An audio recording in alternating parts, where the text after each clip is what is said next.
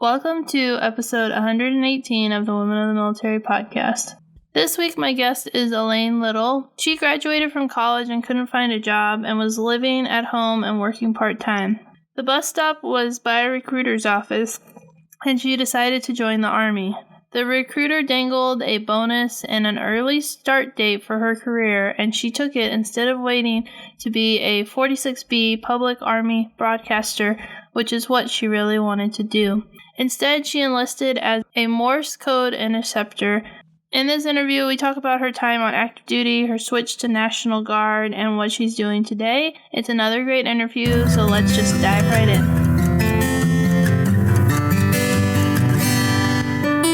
You're listening to Season 3 of the Women of the Military podcast. Here you will find the real stories of female service members.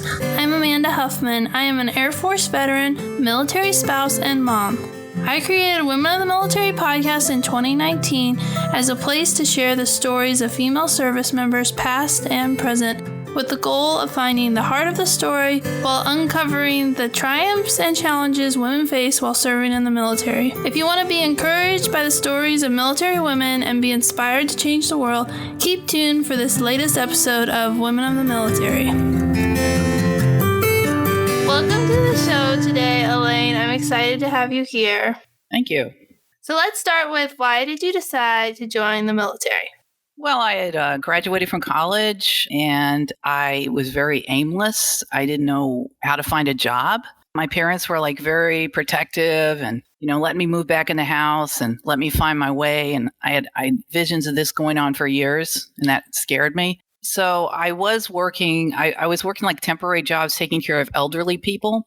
And that was, not what I wanted to do with my life. I'd been a film major, radio, television, and film, did a lot of writing, made my own short films. And I really wanted to do that. But I had no idea how to do it. And so when I would come home from the elderly caretaker positions, one of them I went to, it was the bus would let me off right by recruiter's office. That's where you change the bus.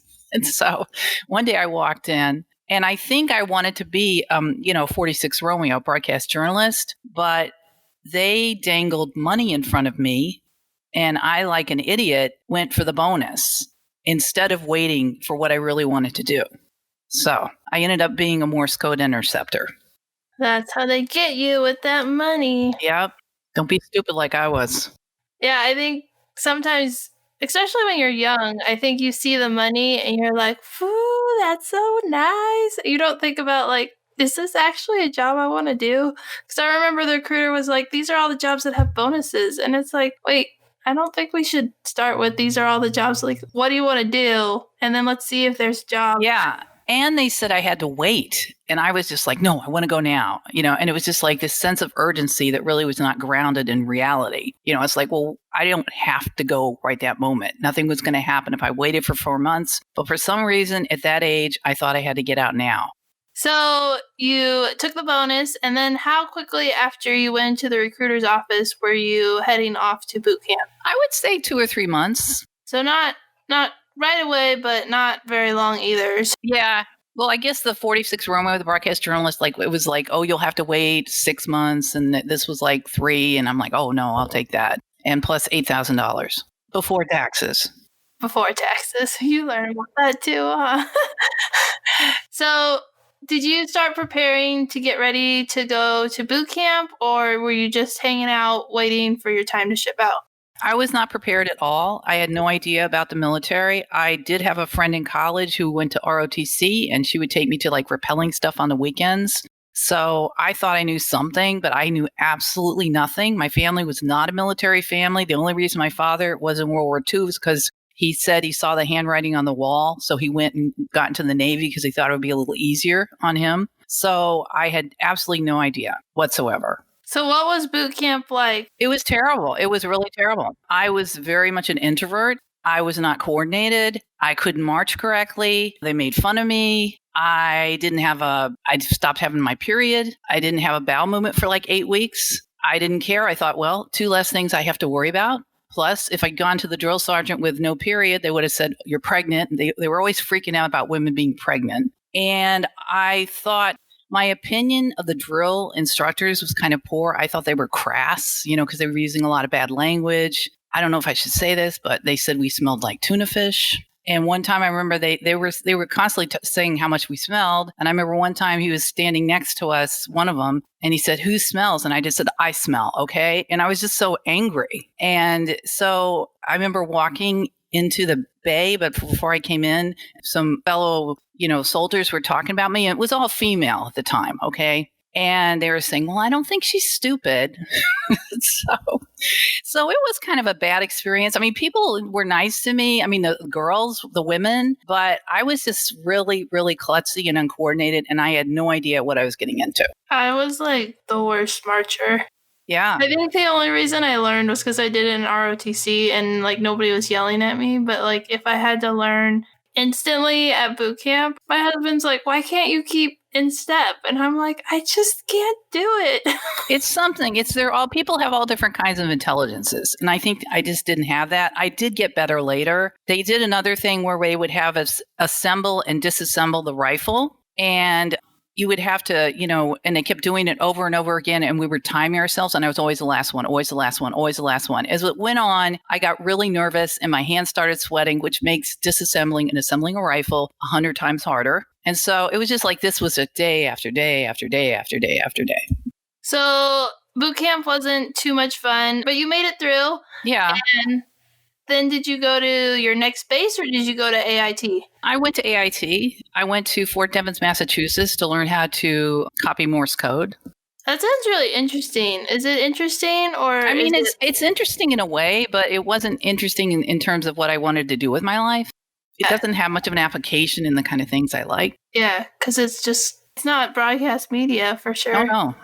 Mm-mm. You're listening to broadcast, but you're not doing it. So you went to AIT and then you got trained up in what you were supposed to do. And then where did you go after that? I went to Hawaii and I was very excited because I liked this guy and he was going to Hawaii also. So I was very excited about that. And I was at Field Station Kania. And it was next to Schofield Barracks in Hawaii, where they filmed From Here to Eternity many, many years ago, the original. And so, that Burt Lancaster, Frank Sinatra, who else? Montgomery Clift. So it was really cool. I really liked Hawaii, although I felt a little bit, you're on an island. I don't have any relatives there. It's kind of restricted. It's really hard to get anywhere, other than on a part of Hawaii, another island. Yeah, so you were young and then you were in Hawaii, kind of isolated from everyone. Was there a good camaraderie between all the military members because you guys were all so far away from family, or were you pretty alone? Well, there was good camaraderie, but I felt like a lot of it was centered around drinking. And that was a problem for a lot of people. And I just saw there was just a lot of, I felt like, bad leadership in the ways like they had us on this weird schedule where you were working 6 days shifts, and then you'd have 2 days off, and then you're working 6 swing shifts, which is 3 to 11, and then you were working 6 mids, and you would just keep doing this, and it was really, I think it was screwing up people's metabolisms and physical and mental abilities. After the swing shift, it was only a 48-hour break. So they'd always have a drinking party right after that. And I'm thinking, these people just finished working. Now they're drinking and they're all driving home. So I just felt like there was a little bit lack of direction, and there was no attempt to be I just even asked people to slow down and not drink as much. It was just sort of they're soldiers. Yeah, that would be really hard on your body, the constant shift. Yes. It's one thing to work nights for 6 weeks and then days, but you work it and then you switch and then you switch, constantly rotating. That would be really hard. Yeah. And I knew it was wrong. I knew something was wrong because they would have someone come in and give us a talk once a year and talk about how it wasn't bad for us. So then it's screwed up. That's like the military. Yeah. We know this is bad, but we're going to just convince you that it's not bad because funny and horrible at the same time. So you liked being in Hawaii, but then you had this crazy schedule, and then it was a lot of the social aspects were around drinking. So it was really hard to connect with people Well, I mean, I connected, but it was like people would get married like after knowing each other a week or two, maybe if they were, more conservative. And it was just weird. It seems like the relationships were kind of dysfunctional. I don't want to paint it all negative. I mean, it was exciting. I flew to Japan. I flew to Korea. I did travel. I went to Hong Kong, but it was a little strange. The relationships and everything seemed to be on some accelerated path. And everyone was like, well, I can't go to Fort Bragg. I'm going to miss Joe. Let's get married. It was that kind of thing. Yeah, that sounds like the military. So how long were you there? And were you guys doing that constant shift the whole time where you would work? Yes. Oh, man. Yes. And you know what? There was a woman, they stopped making pregnant women do it after a pregnant woman worked that kind of shift and actually hit another car head on the way home from work one night. And I mean, I think the other couple were killed. I mean, she wasn't. But I mean, it was just really, really tragic. And there were several drunk driving incidents while I was there. But this was not a drunk driving incident. She was tired. She was pregnant. That was not. But, there was just such a weird idea of what was healthy for you. Yeah. So you were there. Did you go on any of your deployments while you were there? No, I didn't go on any deployments until I got into the reserves and the Guard. After Hawaii, did you get out or? No, I applied for this special program where I could go to the Defense Language Institute. And if I went and extended for 36 months, but they would only extend me for 35 months. They said if it was 36, it would be like an enlistment. So I'm like, okay, whatever. And so they sent me to DLI, but usually it's in Monterey, but at the time they had a campus in San Francisco where they were teaching Korean, German, Spanish. I think that was it. And Russian. And I was taking Russian. So I went there next. It was San Francisco, Presidio. Oh, that'd be a nice place to go. We were in the old VA hospital. And so, the rooms, I had my own bathroom. It was kind of nice. Beautiful view, San Francisco. I'm from California, so that's a nice place to be. So, and you wanted to learn Russian? That was the language that you picked? It was okay. I mean, I was, I was like, I just wanted to learn a language and I wanted to get out of Morse code. And so I just thought Russian sounded cool, and it was one of the ones I was offered. So how long was that school? That's a year. And then where did you go after San Angelo, Goodfellow Air Force Base, because you learn, you learn the language and then you learn the applications for what you're doing in the military. So that was in Texas. And how long were you there? That was like 3 months. I got recycled. I've been recycled more than once in a military course. It was very hard. It was really stressful. It was much more stressful than the language part. And, so I got recycled and I was just like, oh God, how am I going to get through this? It was very stressful. And also I remember, how they do those evaluations this is Army, so I don't know, but at the end of the course and they're saying you were a good contributor to the class, blah, blah, blah. Well, they graded me on my leadership. Now, every other class I've had since then does not grade on leadership when you're the student, but they said I had terrible leadership. I'm like, I'm a student. What do you want me to do? I mean, I didn't even know. It's like they didn't, the instructor or someone just didn't like me. So it's like, well, I'll pass her, but 0 for leadership, even though I was sitting in a class all day. I don't know, so. You were like, what leadership was I supposed to do? It's like, okay, I get it. You don't like me. Okay. That's a little weird. Yeah. So you made it through. You had learned Russian, and then you learned how to apply it. And then where did you go after that? I went to another course. Well, I got married right after that. And I went on my honeymoon to South America because that's where I wanted to go, Brazil and Argentina.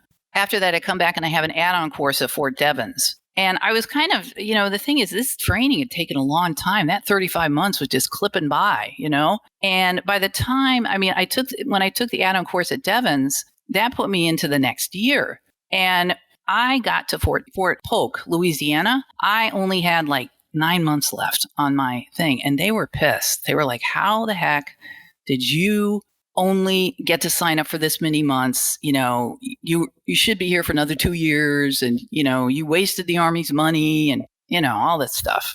It was kind of, it was kind of maddening, but it was kind of, to me, and in my head, I was like, they're ridiculous. telling me I should have asked for more time. And also, it was, Fort Polk was pretty bad. So I'm like, you're mad at me because I only have 7 months left. You're jealous because you wish you could get out of here that quick. Yeah, that's probably more what it was. Yeah. So I don't know. It's like I played my cards right so I could get out. Sorry, bud, Well, and like you just did whatever they told you. It wasn't like you were trying to work the system. And they told me I couldn't get the 36 months. I'm like, okay, fine. So after those 7 months, you transitioned to the reserves? Yes, I was pregnant by that time. I had my baby at Fort Polk because we wanted the Army to pay for it because we didn't have any health insurance. And so got the baby, grabbed her, and went up to Chicago. And I worked up the day I was in labor. They had me going around working. And I didn't even know I was in labor because, my first kid, I had no idea. I didn't have an older sister or, friends that were pregnant that I was close with. And I was like, it feels kind of uncomfortable. And I keep having to bend over. And, and I remember at lunch that day, this guy was looking at me like, I don't know. I don't know. And that night I had the baby. So you're tough. I don't know. Or stupid. I don't know. But anyway, I went in Chicago. I joined the reserves. I actually got out in September. And by October, I was drilling because the grandparents love taking care of the baby. That's good. So you got out in September, you had the baby right before you got out, and then in October you were already drilling. Yeah. Wow. That's crazy. And so you did the reserves. Did you stay in the same job or what? No, that was one condition. I was like, I'm not doing, I didn't mind the Russian, but I said, I want to be a 46 Romeo finally. And so finally, when I got in the reserves, I did get the 46 Romeo course.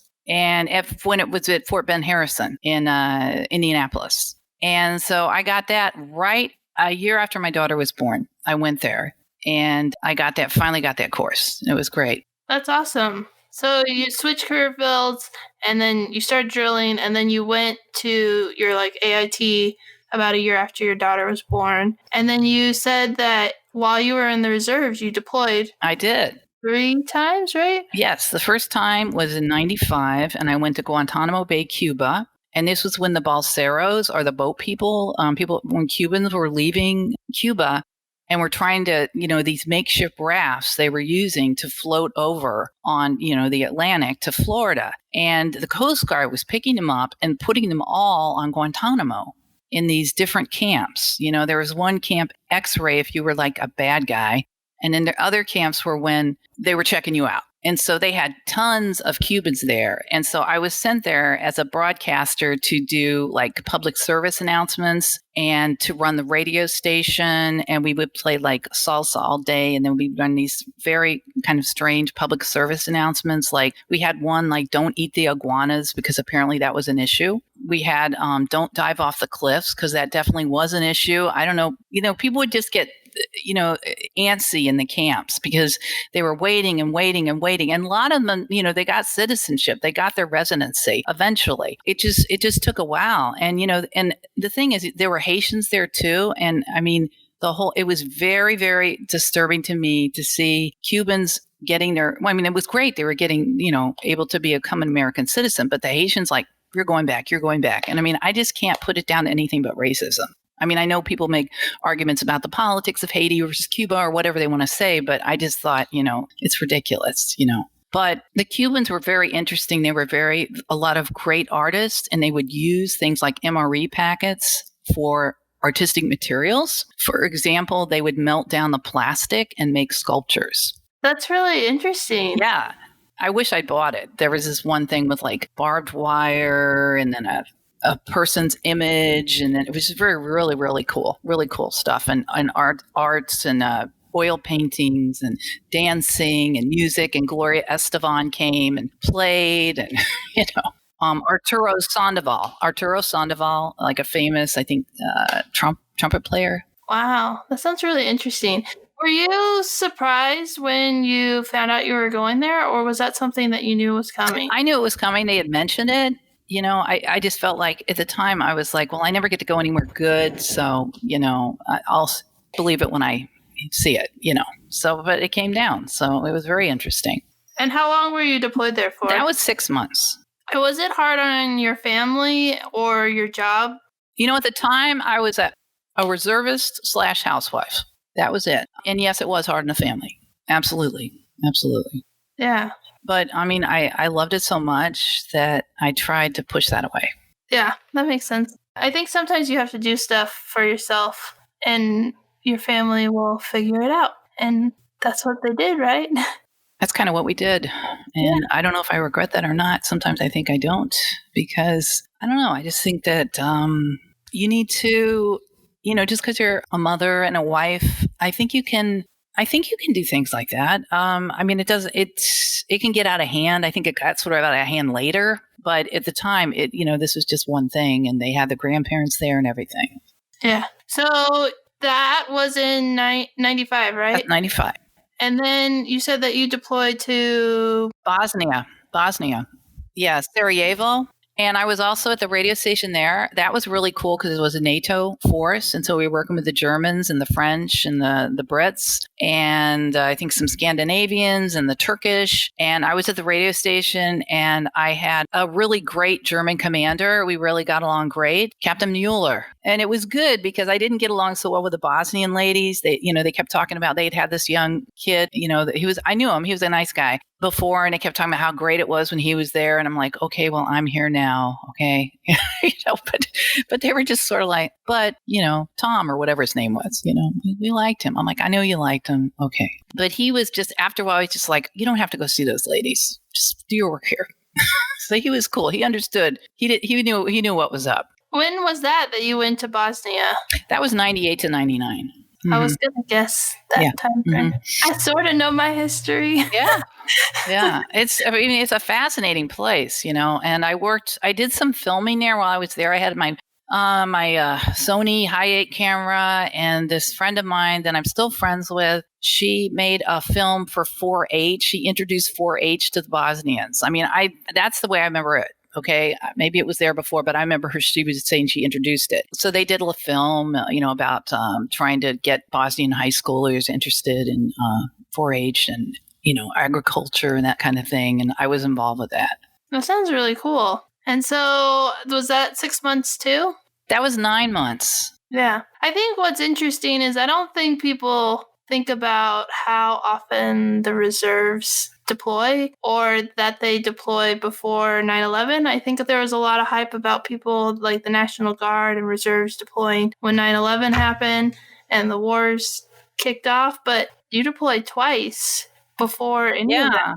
Yeah, I think there weren't a lot of deployments between the end of the Vietnam War and maybe the early 90s. There weren't a lot, but then the thing is, 46 Romeo at the time was like one of the most deployable MOSs, according to something I read when I was there. And so we were in kind of a unique situation where our skills were wanted for whatever reason, but it was mostly like hearts and minds type stuff. And let's persuade people that, our presence here is not threatening or, we're fun and happy people and we want you to be happy and fun too. And so that kind of thing. And so it was different. I mean, if you were maybe in some other MOS, maybe you wouldn't have seen it at that time. Absolutely. Yeah, that makes a lot of sense because the public affairs arena is a high deployment, especially after the wars kicked off, but that makes sense that they would be such high demand because there's so much stuff going on, and it just sounds so interesting and so fascinating. And were you a housewife when you went on that deployment too? Yes. I mean, it was weird. If I told people not in the reserves that I was, they would consider me as a housewife, and they would say, well, you don't work. You're in the reserves. But if I told someone, outside that I was in the reserves, they'd think I was full time, so it was weird. In the reserves, I'm a housewife. Outside, they're like, oh, you're in the reserves. You must, all this stuff. Yeah, that's kind of funny how the different viewpoints were. And so you deployed one more time, and this time it was to Afghanistan. When was that? Yeah, and I also had a lot of short-term deployments. I mean, I went to Ecuador, Thailand, Panama. I spent 3 weeks in St. Petersburg, Russia. So, I did a lot of short-term stuff too. I went to Afghanistan in 2004. And by that time, I changed MOSs to interrogator, mainly because I topped out with promotions at E6 for 46 Romeo. Now, I think I would have been I think I should have just stayed, because going back into the interrogation stuff, it was, I wasn't going back, but I wasn't starting it. I just feel like, why did I want to switch? But I think at the time my husband was doing it, and I was sort of following him from unit to unit, because it was easier. And the only problem with that was, I just didn't have my own individual personality or perception of me. It was like us together. And so he was kind of like, one of these people that's like always kind of throwing his weight around. And so I felt like that hurt me a lot because people would be mad at him because like, oh, Sergeant Tooman did this. And I would be there and they'd be like, oh, his wife. So, I did not have a separate personality from his for some reason, or people could not look at me individually. But anyway, I went to Afghanistan 2004. Yeah. And it was, we spent a lot of time in Fort Hood getting ready. And then we finally got there like May of 2004. And your husband wasn't in the military, or your ex-husband, sorry, wasn't in the military the whole time. Oh, yeah. Because I met him at DLI. Oh, okay. Yeah. And did he get out and do reserves? Or because you said you were near grandparents when you went to Guantanamo Bay, or? Yeah, they were his grandparents. I mean, his mother and father. And he's been in the whole time. He's still in the reserves, as far as I know, although he's IRR. So you guys were both in the reserves? Mm-hmm. Then the Guard. And then after I got out, he went back in the reserves. Yeah. Okay. So it's confusing. I know. It is. It's that's military. I think people think dual military is hard when you're active duty, but it's like it doesn't. It still has all these dynamics when you're a reservist or your National Guard, just because like trainings and like the drill weekends, like you had the grandparents, so that probably helped out a lot. And you were gone all the time. You were home, but then you got to go to all these places for a few weeks. And I think it's just so interesting to hear about the reserve. You have this like 1 week in a month, 2 weeks a year, but that's no one I've talked to is like, yeah, that's what I did. That's like not since the early 90s. I don't think you find that, or maybe lately it's been like that. I mean, I don't know. Yeah, I think even today it's not like that, because I heard an interview on a spouse podcast, a spouse angle that I listened to with two reservist spouses, and they were talking about how much their husband was gone, and I was like, that's really weird, like they're gone all the time. So it's interesting to hear about how the stereotype or the preconceived notion of the reserves is probably not that accurate. I mean, sometimes it probably is, but depending on your job and what you're doing, it has a big impact. Yeah, and there's a difference between the reserves and the Guard too. I found the Guard very much more political because it's state controlled. And so, I felt like there was who got in head person was very, who and that kind of thing. And so it was interesting to see the differences between the two. Yeah, it is really interesting. So you were in Afghanistan in 2004 and you were doing interrogation? Yeah, and I loved it. I mean, that was my favorite deployment, was Afghanistan. I mean, it was early enough that there weren't as many restrictions, and I was able to go out with the MPs when they would go on patrols on the weekends. And later on, I would tell people like a couple of years after me, like, we're not allowed to do that. Nobody is allowed to do that. I'm like, the thing is, if you get there early enough, they don't have all the rules in place. And then as they go along and people make mistakes, they put the rules in place. And if one person does something wrong, then they don't want anyone ever doing whatever that was again. And, very draconian. I would go out with the MPs and take photographs. And I went to Kabul. We bought rugs, went to a rug store, all this stuff. And it was just great. We'd go to there was this grocery store on the way to Kabul. I don't know, some kind of international place. And then we'd go to there. And it was just a lot of fun. And I was able to go on a lot of those. And whenever there was a mission, I was always like, send me, to the point where I was considered annoying because I wanted to go on all this stuff. But when we initially got there, our commander, who was very nice but very conservative, did not want to send any women at first. Now, this wasn't, Army policy. It was just like, well, we'll send Sergeant so-and-so first and see how it goes. And so finally he let women go. And so I did get to go to Ghazni. I got to go to Asadabad for a month, which was fantastic. I loved it there. I got to go to Jalalabad with the Special Forces because they specifically wanted a woman to help out with the searching at the border. between Pakistan and Afghanistan. So that was fantastic. I really liked it.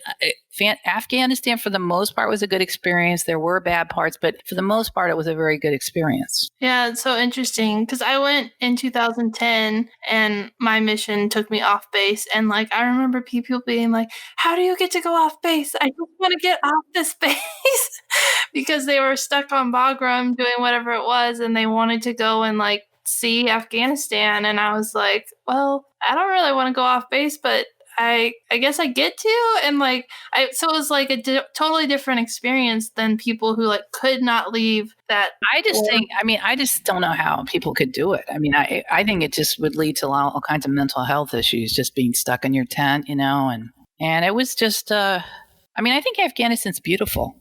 I mean, some of the best photographs I ever took were in Afghanistan, just those big mountains and snow, just fantastic. Yeah, I agree. It's so beautiful, especially the northern part is, I didn't ever go farther south than Kabul, but like northern Afghanistan is so beautiful. So beautiful.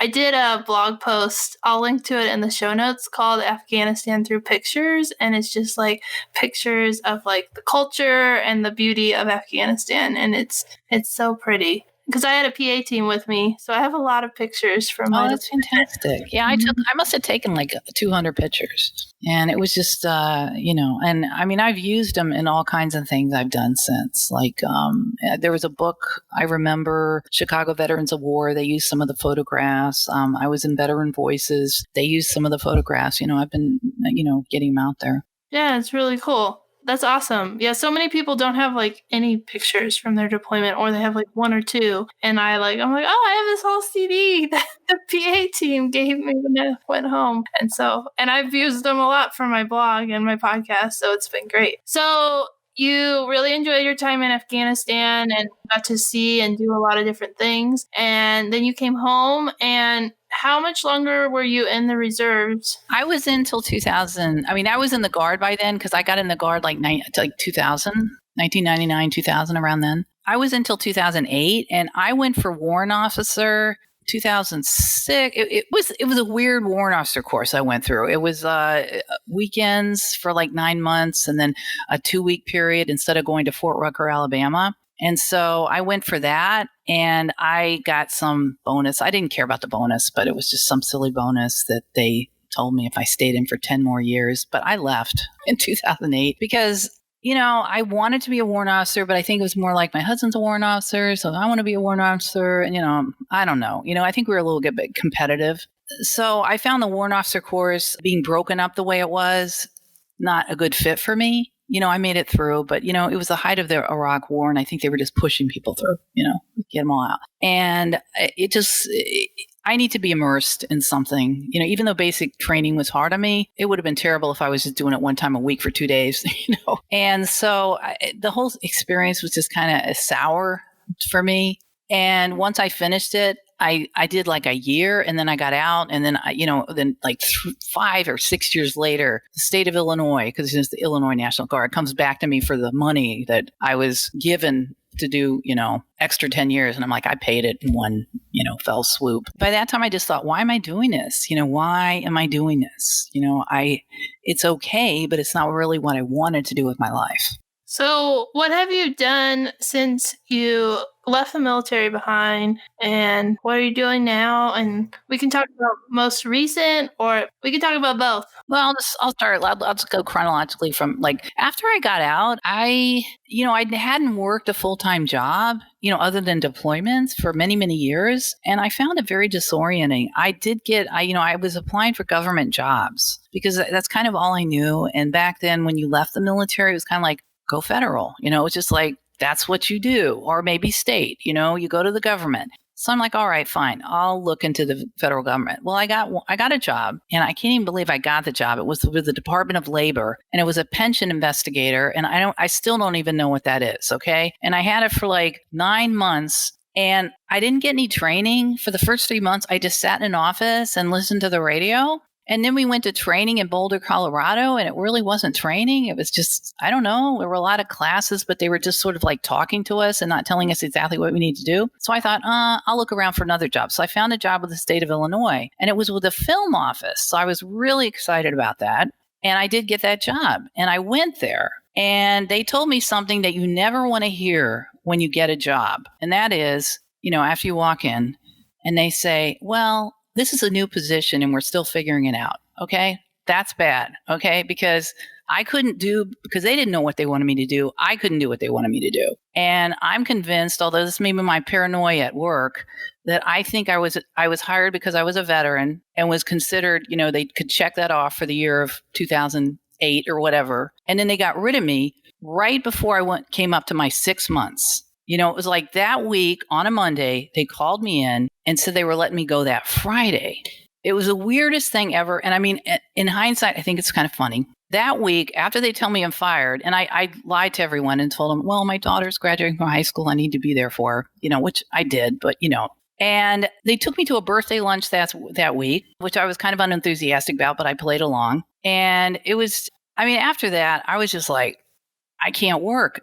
I don't know what I'm going to do. I just can't do this employment thing. Obviously, I've been out too long. I don't know how to schmooze. I don't know how to figure out how to do a job. And so this was like almost, by that time, it was almost 2008 or so. And, that was the recession. I had such a hard time finding a job. I finally found something with the census, like in 2000, they were like the run up to the census. And when I finally got a job, and this was after applying to all kinds of things, I got a job as a secretary GS5 with the IRS, which is, most secretaries, I say, I have a master's degree. And you know what the thing is? You don't need a master's degree to be a secretary, but you needed a master's degree to be competitive, to get a job during a recession at a GS5 level and a veteran, all this stuff that puts you, higher up in the hierarchy to get a job I had. And so I got the GS5 position, which was, I got to tell you, an excellent job. The IRS is the best federal agency I ever worked for, bar none. It was hard. I was going through a divorce at the time. So I'm like, I need to work. And my divorce lawyer was like, you need to get a job. And then I remember one time she was like, can you get a job? I should have fired her. Anyway, I was there for a while, and I was with the IRS for a few years, and then I went over eventually to the VA, and now I'm at the VA. Yeah, the recession. That's crazy to think. It was bad. I don't think people remember, but, I just remember applying, nothing. I wonder if it's going to be similar with, like, COVID, because I know there's a lot of jobs lost, but I feel like, I don't know. I haven't looked for a job since I left the military. Well, you have a job. Yeah, I do. And plus, who's losing jobs women are losing them. Women are losing jobs at a higher rate because they're in the healthcare professions and more in the retail and more in the food, service and all that. And so women are losing jobs at a higher rate than men. And it's a tragedy. And, the health and the childcare thing, and people are quitting their jobs because it's like, I can't do homeschooling and do my job, and it shouldn't come down to that. Yeah, it's been really hard. Yeah, I pulled my son out of school to homeschool because the virtual online learning would have meant that I couldn't work because I was like, I have a 4-year-old at home and then I'd have a second grader and I was like, I can't do this. So I had to find a new path and we've been making it work. It's actually been a lot more fun than I ever expected. Oh, yeah, I can imagine. Yeah. So are you working remotely right now? Yes, I'm working remotely for the VA in Los Angeles as the Homeless Veterans Outreach Coordinator. I got the job after, COVID restrictions were in place. I've never met my coworkers except through Microsoft Teams, which is kind of weird. But I'm also, the reason I came to Los Angeles, I said I sold my house late 2019. I got rid of a lot of stuff. I put in a request. I actually had to interview to get a job here in Los Angeles in the same thing I was doing in Chicago, but I've since changed the homeless coordinator. But that's what I initially did. And I got accepted in February. And then I came out here to pick up my computer. I had to come out for a week just to get oriented or, they wanted me to see me and all that. Then I went back. Then I came back in March to get an apartment because I I would still have my stuff in Chicago. I just sold my house. And when I came back in March, that was the week they started closing down everything while I was looking for an apartment. So I was just like, I took the second apartment I saw and I went back and then I got a text and they're like, you can't, I have been working in the Chicago office. I was not working at home there because I was in the middle of moving and I didn't want to be, I wanted to be in an office. I didn't want to have my stuff in the moving area. And they closed down the Chicago office. They closed down the Los Angeles office. I had no equipment other than my laptop. I had no monitor. I had no mouse. I had no nothing. So my ex-husband gave me everything I needed. So kudos to him. He gave me a monitor. He gave me a mouse. He gave me a mouse pad. And he set me up in his basement. So I worked in his basement for 2 weeks until I could get everything together and packed in my car, including 2 cats, and come out here because I really want to be a TV writer. Wow, what a crazy, that's a crazy COVID story. But that's I don't think people hear so much, so many people's their lives just stopped. But some people were in the middle of moving across the country. Right. And this was before, this was planned before COVID. It just happened all during the thing. Yeah. Yeah. What a crazy story. Well, I'm glad your ex-husband helped you out. Yeah. And yeah. That's good. He's good as a friend, not as a husband. Yeah, well, that's good. So I really enjoyed hearing your story, but I have one more question, which is what advice would you give to young women who are considering joining the military? Well, first I got to preface this by saying I never listened to any advice I was given when I was joining the military. No one offered any, but if they had, I wouldn't have. But still, I'll put in my 2 cents. I would say pick a job that you like. Don't be enticed by money. Money is meaningless. Okay, it's not meaningless, but overall, okay? Don't worry about how much you're going to make. Don't worry about, I won't have that bonus. Wait the 6 months for the MOS you really want to do. Tell them, look, I'm really interested in joining the Navy, Army, Air Force, Marine. I really want to join, but you know what? If you can't get this specific MOS for me, I don't think I can do it. Tell them that, and then walk out. And maybe they'll probably call you, I didn't know how to be like that. I don't know if I know how to be like that now, but I'm trying. That's really good advice. I don't know if I'm like that either, but that's the best advice. If you want to do something in the military and they're like, well, you can't do it, be like, all right, I'm leaving. Especially if you have the ASVAB score and and all the qualifications and they're just like, you can't do it. It's like, all right, then I'll just go somewhere else and see what happens. Yeah. Thank you so much for your time and for sharing your story. I really appreciate getting to have you on the podcast. Great.